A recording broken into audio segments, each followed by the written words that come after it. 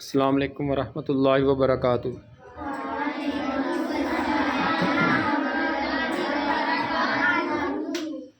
یہ ماشاءاللہ الفیصل قرآن انسٹیٹیوٹ میں قرآن سیکھنے والے بچیاں اور بچے سردی میں قرآن سیکھنے کے لیے آئے ہوئے ہیں اپنے گھروں کو چھوڑ کر۔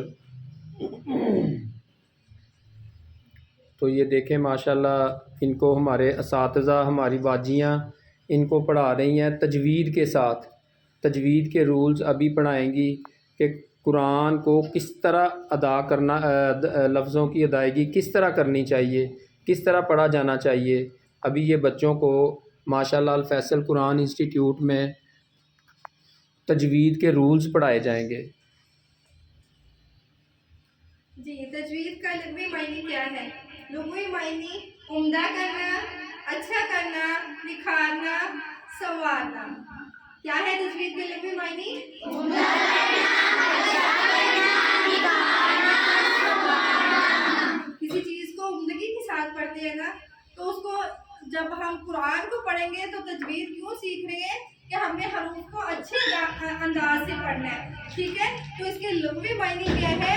عمدہ کرنا، اچھا کرنا، نکھارنا، سنوارنا۔ یعنی کہ اچھا کر کے، عمدہ کر کے، نکھار کے ہمیں لفظوں کو ادا کرنا ہے۔